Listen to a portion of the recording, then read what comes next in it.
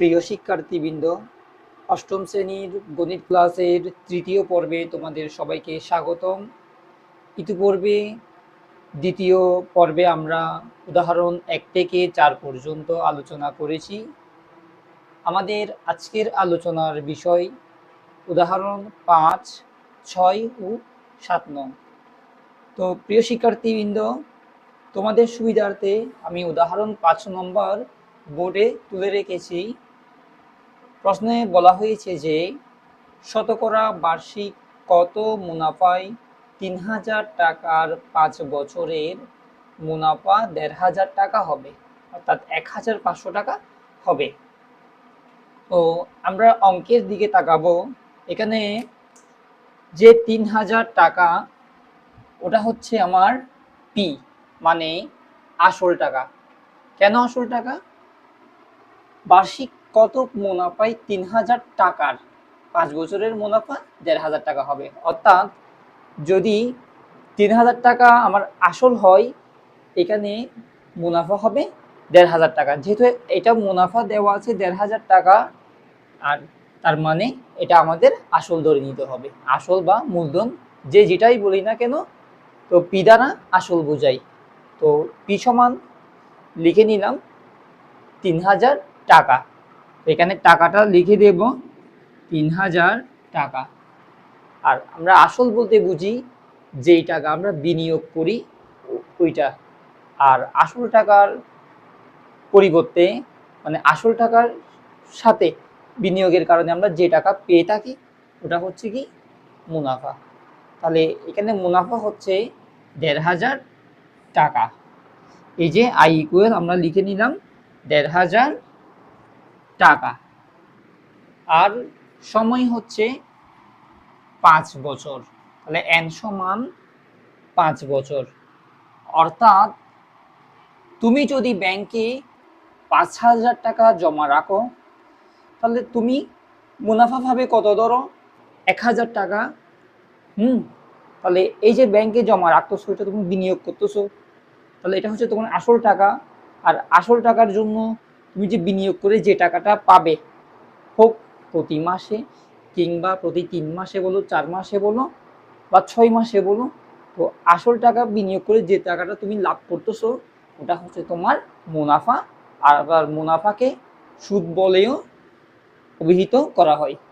তো 3000 টাকা আমার আসল পি, আর এখানে 1500 টাকা এটা হচ্ছে মুনাফা আই। আর সময় হচ্ছে কত? 5 বছর। তো আমাদের কি বের করতে হবে? প্রশ্নে বলা হয়েছে শতকরা বার্ষিক কত মুনাফায়, অর্থাৎ শতকরা বলতে 100 টাকায় বছরে মুনাফার পরিমাণ হবে কত। যদি আমার 5 বছরে 3000 টাকার উপরে 1500 টাকা যদি মুনাফা হয়, তাহলে 1 বছরে 100 টাকার উপর আমার মুনাফা কত টাকা হবে। তো আমরা আগে সূত্রটা লিখে নিব। I equal P R N. P R N, এই যে পি এর পরে গুণ আর, আর এর পরে গুণ এন, এভাবে লিখবো। তাহলে এখন আই এর যখন মান বের করব, মুনাফার মান বের করার সময় আমরা লিখি কি পি আর এন। তো আমাদের লাগবে কি আর। কেন আর লাগবে? বলছে কি শতকরা বার্ষিক কত মুনাফাই, অর্থাৎ 100 টাকা মুনাফার পরিমাণ কত। তো শতকরা বার্ষিক মুনাফার হারকে আমরা আর দ্বারা প্রকাশ করি। তো আই ইকুয়াল যদি পি আর এন হয়ে থাকে, তাহলে আর এর পরিমাণ বের করব। তো আর এর পরিমাণ বের করার জন্য কি করতে হবে? আরটাকে বাম পাশে নিয়ে আসব, আইটাকে উপরে তুলে দেব, আর পি এন নিচে লিখে দেব। তাহলে R equal to I by P N. তাহলে আই এর মান লিখবো কত? 1500 টাকা। আর এখানে পি এর মান 3000 টাকা লিখলাম, এন এর মান বসালাম কত? 5 গুণ 100। আমাদের একটা জিনিস মনে রাখতে হবে, যখন মুনাফার হার আমরা বের করব, অবশ্যই আমাদের 100 গুণ করতে হবে। তাহলে সূত্র দ্বারাই কি মুনাফার হার সমান মুনাফা ভাগ আসল গুণ বছর গুণ 100। তাহলে এখন আমরা কাটাকাটি করব। প্রথমে একটা শূন্য, এখানে উপরের একটা শূন্য কেটে দেব। আমরা জানি কি কাটাকাটি করতে হয় হরের সাথে লবের, পাশাপাশি কাটাকাটি যাবে না, অর্থাৎ 3 এবং 5-এর মধ্যে কাটাকাটি যাবে না। আবার এখানে 1500 এবং 100-র মধ্যে কাটাকাটি যাবে না, হরের সাথে লবের কাটাকাটি করতে হয়। তাহলে দেখো, 0 0 কেটে দিলাম, 2 1, 5 20 100, 10 দুগুণ 20, অর্থাৎ 10%। এখানে আমরা কিভাবে কাটাকাটি করলাম, লবের শূন্যর সাথে আমরা হরের শূন্য কেটে দিলাম, আবার এখানে লবের শূন্যর সাথে হরের শূন্য কেটে দিলাম, দুইটা শূন্য উপরে আর দুইটা শূন্য নিচে, কাটাকাটি চলে যাবে।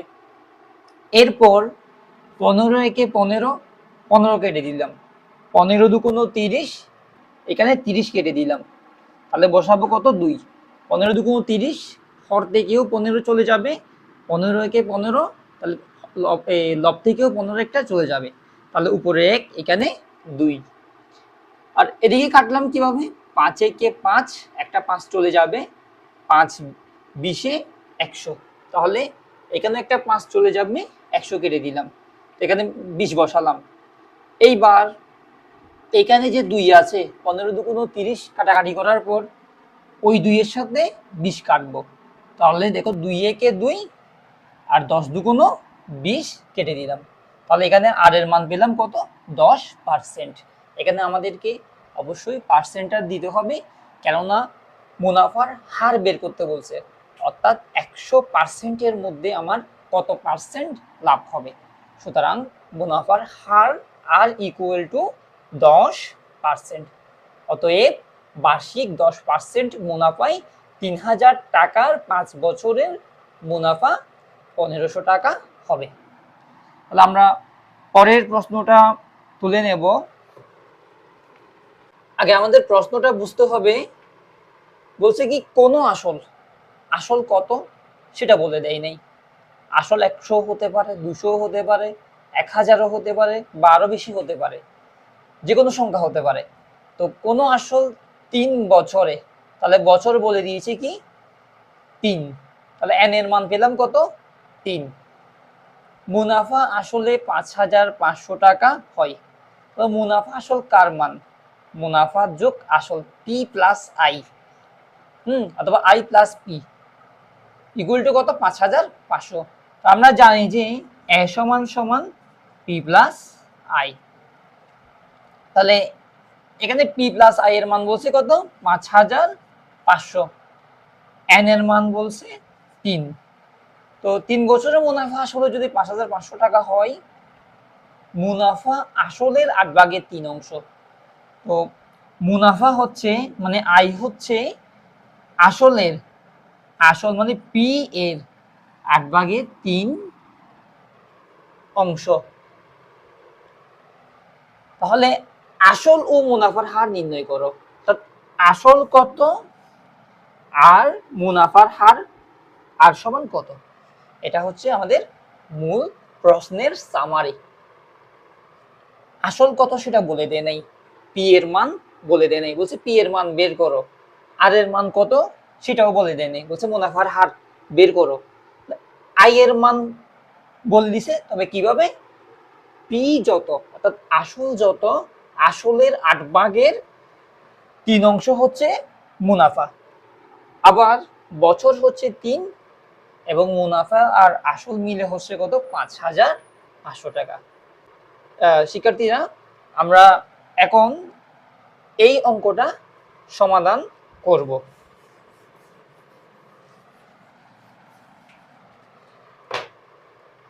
ধরি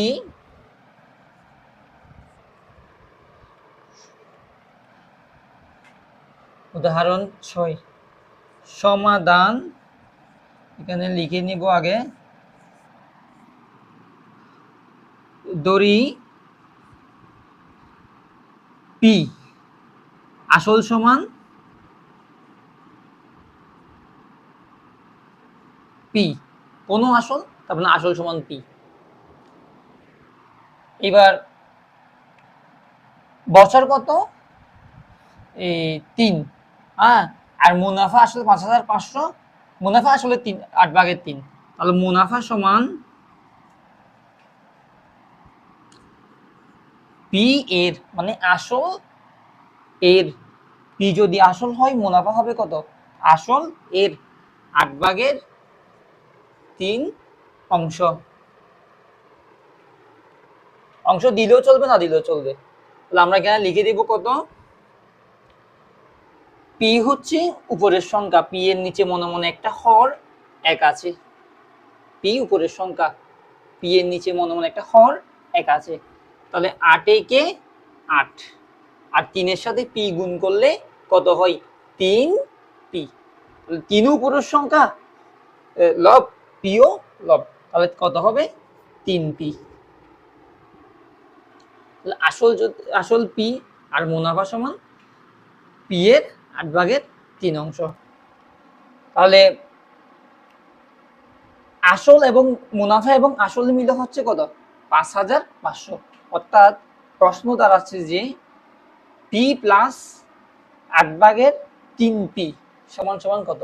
5,500। তাহলে আমরা লিখতে পারি না, প্রশ্ন মতে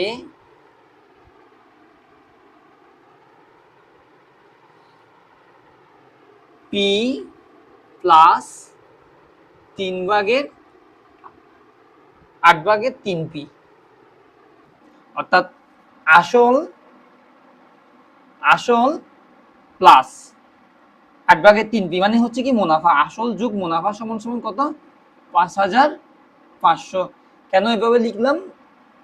বলছে কি মুনাফা আসলে 5,500, সেজন্য আমাদের মুনাফা আসছে এত, আসল আসছে এত, কিন্তু প্রশ্নে মুনাফা আসল আছে একসাথে এত। আমরা লিখতে পারি কি আসল যোগ মুনাফা সমান 5,500। তাহলে বা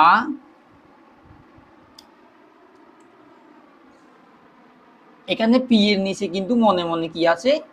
1 আছে, যে কাজটা আমরা এখানেও করছি, কিন্তু এখানে গুণ চিহ্ন থাকার কারণে গুণ করছি, আর এখানে যোগ চিহ্ন থাকার কারণে আমরা যোগ করব। তাহলে 8 এবং 1 এর লসাগু নিলে কত হয়? 8। 8 আর 1 এর লসাগু নিলে 8 হবে। তাহলে এবার 1 দিয়ে 8 কে ভাগ করি, কত হবে? 8, 8 একে 8, 8 এর সাথে যদি আমরা পি গুণ করি তাহলে কত হবে? 8 পি। 8 পি, এই যোগ চিহ্নটা বসিয়ে দেব। এরপরের বার 8 দিয়ে 8 কে ভাগ করলে 1, 8 একে 8। এবার 1 এর সাথে 3 পি গুণ করলে 3 পি একে 3 পি সমান 5,500 বসিয়ে দেব। এই অংশটা আমি আবার বুঝিয়ে দিচ্ছি। এখানে এটা সংখ্যাটা বোঝা যাচ্ছে না মনে হয়, এটা হচ্ছে 8, আর পি এর নিচে যে 1 আছে, 8 এর সাথে 1 গুণ লসাগু নিলে 8 একে 8। এবার এই দুইটার ক্যালকুলেশন করব, এখানে ভাগ দেব, এখানে আমরা ভাগ দেব। তাহলে 8 কে ভাগ দিয়ে দিলে এখানে থাকে কত? 8। 8 একে 8। তাহলে এই যে 8, 8 এর সাথে পি গুণ করলে 8 পি, এই যোগ চিহ্নটা দেব। এবার 8 কে 8 এর মধ্যে ভাগ দিলে পাবো কত? 1। 8 একে 8। এবার 1 দিয়ে 3 পি কি গুণ করলে কত? 3 পি একে 3 পি। তাহলে বা 8 পি 3 পি হয় কত? 11 পি। নিচের 8টা বসিয়ে দেব, সমান সমান 5,500। এইবার বা 8 যেহেতু ভাগে আছে, অপর পাশে গেলে 8 হবে কি? গুণে। তাহলে আমরা লিখতে পারি যে 11 পি সমান সমান 5,500 গুণ 8। 5,500 গুণ 8 সমানের এই পাশে যখন 8 ভাগের মধ্যে আছে, সমানের অপর পাশে গেলে সেটা গুণ হয়ে যাবে। এইবার এখানে 11 পি, পি এর সাথে 11 গুণ অবস্থায় আছে, তাহলে আমাদের লাগবে কি, পি এর মান আসল বের করতে হবে, এই আসলটা বের করতে হবে। তাহলে পি এর মান বের করার জন্য আমরা 5500 গুণ 8 বসানোর পর এখানে গুণ অবস্থায় আছে, 11 উপর পাশে গেলে ভাগ হয়ে যাবে। তাহলে আমরা লিখতে পারি কি 5500 গুণ 8 ভাগ কত, 11। এই অংশটা আমি আবার ক্লিয়ার করতেছি, এখানে 8 ভাগে আছে, অপর পাশে গেলে গুণ হবে, আর এখানে 11 এবং পি গুণ অবস্থায় আছে, 11 অপর পাশে গেলে ভাগে চলে যাবে, এবং কাটাকাটি করার পর যেটা আসবে সেটা হচ্ছে কি আসল। কেন, আমরা আসলকে ধরলাম কি পি, তাই পি এর মান বের হলে সেটা হবে আসল। আর আসল বের করার পর আমরা বের করব কি, মুনাফার হার, কারণ প্রশ্নের মধ্যে আমাদেরকে আসল ও মুনাফার হার দুইটাই নির্ণয় করতে বলছে। তাহলে এবার আমরা এই অংশটা কাটাকাটি করব। 11 একে 11, 5 11 55, তাহলে 5 একটা শূন্য দুটা শূন্য বসিয়ে দেব, তাহলে 500 গুণ 8 বা পি সমান সমান 500 গুণ 8 সমান 8 শূন্য শূন্য 8 শূন্য শূন্য 5 8 40, বা পি অর্থাৎ আসল সমান 4000 টাকা। 5 11 55 কাটাকাটি করলাম এখানে, আর দুইটা শূন্য উপরে তুলে দিব, গুণ 8।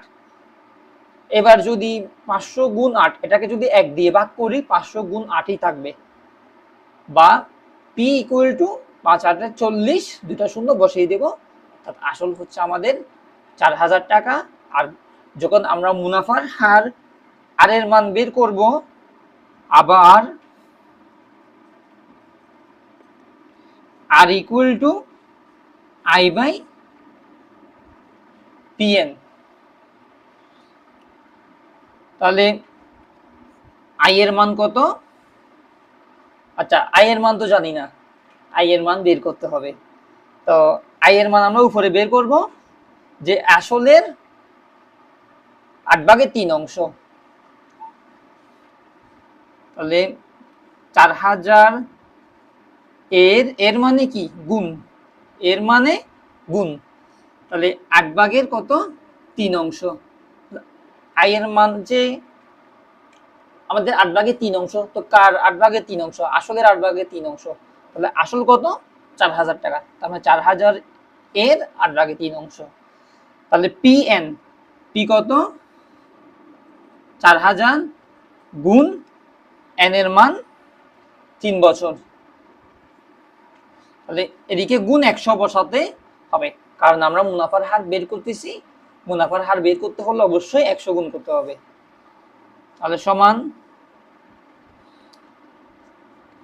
5 8 40, একটা শূন্য দুইটা শূন্য বসিয়ে দিতে হবে, এখানে 8 একে 8, এবার 3 শূন্য শূন্য 3 শূন্য শূন্য 3 5 15, অর্থাৎ আই এর মান হবে কত 1500।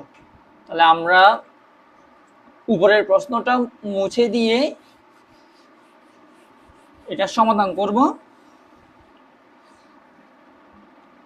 বা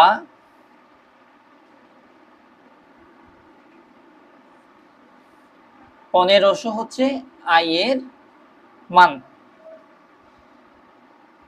এবার এদিকে 4000 লিখব, গুণ 3 গুণ 100, আই এর মান এখানে ক্যালকুলেশন করে বের করলাম।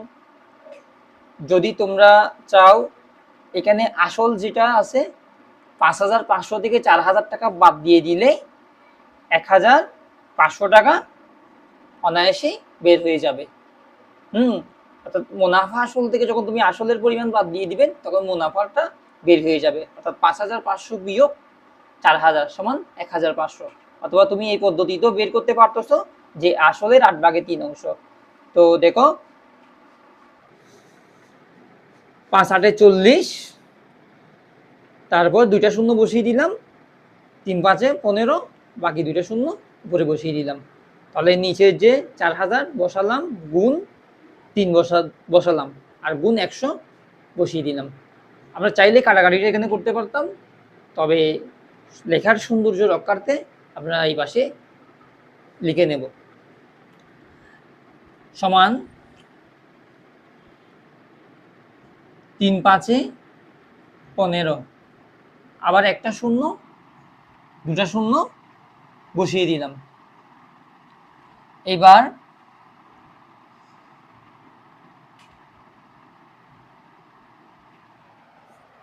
শূন্য, এই 2টা শূন্য গুণ বসাবো, 4টা শূন্য, 5 একে 5, 5000। 5 এর সাথে 100 গুণ করে দেব, তাহলে 5 একে 5, 2টা শূন্য, এখানে 2টা শূন্য, 4টা শূন্য, আর নিচে যে 4000 ওটা বসিয়ে দেব। এবার একটা শূন্য, একটা শূন্য, আবার উপরে একটা, নিচে একটা শূন্য, আবার উপরে একটা শূন্য, নিচে একটা শূন্য। তাহলে 50কে যদি আমরা 4 দিয়ে ভাগ করি তাহলে কত আসে? 50কে 4 দিয়ে ভাগ করে দেখি, 4 একে 4, 5 থেকে 4 গেলে 1। এবার শূন্য নামিয়ে দেব, 4 2 8, 10 থেকে 8 গেলে 2, তাহলে এদিকে একটা শূন্য দিলে এখানে একটা দশমিক দিতে হবে, 4 5 20, অর্থাৎ 12.5%। তোমরা 12.5%কে এভাবে লিখতে পারো, 12 সমস্ত যে 0.5 এটাকে আমরা এভাবে লিখি 2/1, অর্থাৎ 12 সমস্ত 2/1%। দশমিক দিয়েও লিখতে পারো, চাইলে 12 সমস্ত 2/1 এভাবেও লিখতে পারো। কঠিন অঙ্কটা হচ্ছে তোমাদের উদাহরণ 6 নম্বর। যদি তোমরা উদাহরণ 6 নম্বরটা বুঝতে পারো, বাকিগুলো একদম ইজি। আর তোমাদের অধ্যায়ের যে অঙ্কগুলো, ওইখানে কয়েকটা অঙ্ক তোমাদের কঠিন আছে, আর বাকিগুলো মোটামুটি সহজ। যেমন তোমাদের লাভ ক্ষতির অঙ্ক বলো, তারপর তোমাদের মুনাফার হার বা মুনাফা আসল বের করে, এই টাইপের অঙ্ক। তবে কিছু কিছু তোমাদের কঠিন অঙ্ক আছে, ইনশাল্লাহ আমরা এগুলো খুব সহজভাবে করিয়ে দেওয়ার চেষ্টা করব। তোমরা অবশ্যই আমাদের এই ভিডিওটা তোমাদের বন্ধুদের মাঝে শেয়ার করে তাদেরকেও দেখার সুযোগ করে দিবে। আর যদি কোনো বিষয় বুঝতে তোমাদের মানে কঠিন লাগে বা বুঝতেছ না, তাহলে অবশ্যই আমাদেরকে কমেন্ট করে জানাবে, আমরা আরও সহজ নিয়মে তোমাদেরকে করিয়ে দেওয়ার চেষ্টা করব। তো চলো আমরা উদাহরণ 7 নম্বর প্রশ্নটা তুলে নেই। প্রশ্নের মধ্যে কি কি দেওয়া আছে আগে আমরা সেগুলো দেখে নেব। বার্ষিক 12% মুনাফায়, কোনো অঙ্কে যদি পার্সেন্ট দেখো, পার্সেন্ট দেখলে মনে করবো এটা মুনাফার হার। তাহলে আমরা আর এর মান পেয়ে গেলাম 12%। তাহলে 12% মুনাফায় কত বছরে, এই যে কত বছরে, বছরের পরিমাণ কত, অর্থাৎ এন এর পরিমাণ আমাদেরকে কি বের করতে হবে। 10,000 টাকার মুনাফা, 10,000 টাকার, এত টাকার, তাহলে এত টাকার বললে ওই তত টাকাটা হবে কি তোমার আসল, আর মুনাফা হচ্ছে কি 4,800 টাকা, অর্থাৎ তোমার এটা আয়ের পরিমাণ এখানে দেওয়া আছে 4,800 টাকা। তাহলে বার্ষিক 12% মুনাফায় এন, আর 12% আর মুনাফায় কত বছরের, এন এর পরিমাণ বের করতে হবে।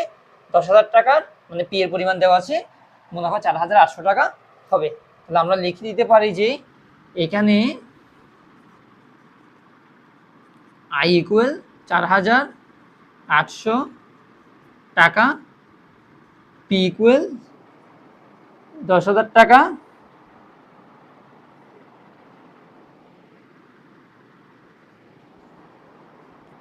আর ইকুয়াল 12%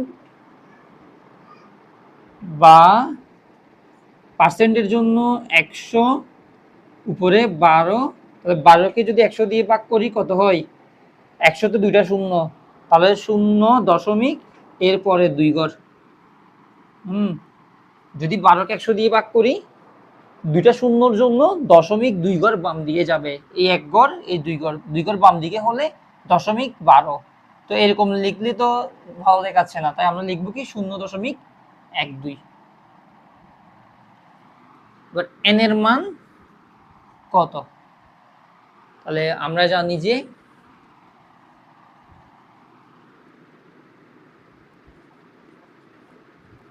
i ইকুয়াল যদি PRN হয়, তাহলে n ইকুয়াল কত?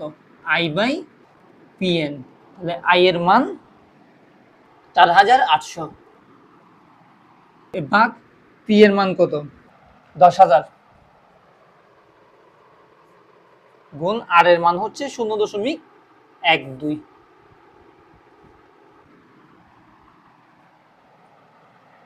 তাহলে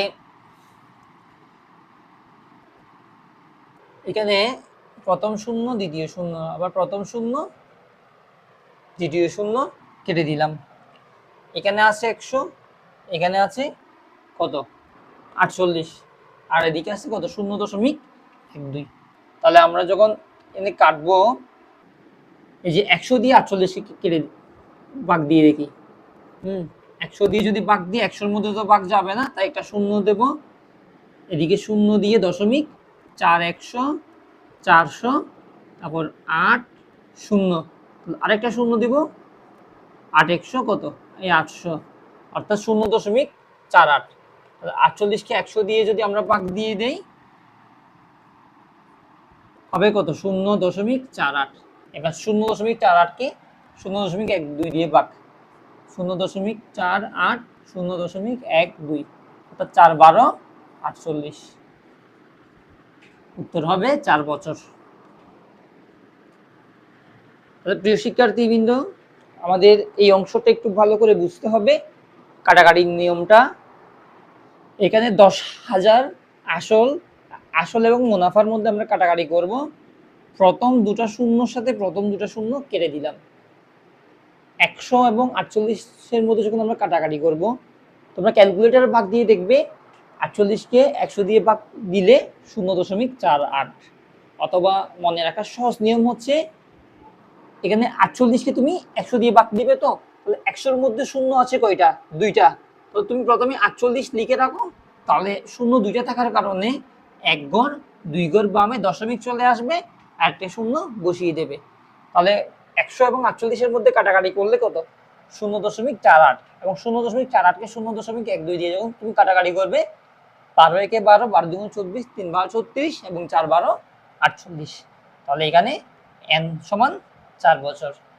তাহলে তোমাদের সূত্রগুলো অবশ্যই মুখস্থ করতে হবে। যদি সূত্রগুলো যদি তোমরা মুখস্থ না করো, তোমাদের জন্য অঙ্কগুলো করাটা খুব বেশি কঠিন হয়ে যাবে। আর তোমাদের অনুশীলনের যে অঙ্কগুলো, ইনশাআল্লাহ আমরা 4র্থ পর্ব থেকে শুরু করব। আজকের 3য় নম্বর পর্বে আমরা উদাহরণের অঙ্কগুলো এখানে শেষ করলাম। ইনশাআল্লাহ আমাদের 4র্থ পর্ব থেকে আমরা তোমাদের অনুশীলনীর অঙ্কগুলো একদিনে 4টা কিংবা 5টা এভাবে করিয়ে তাড়াতাড়ি শেষ করে দেওয়ার ব্যবস্থা করব ইনশাআল্লাহ। আজকের মতো এখানেই শেষ করছি, পরবর্তীতে দেখা হবে। আল্লাহ হাফেজ।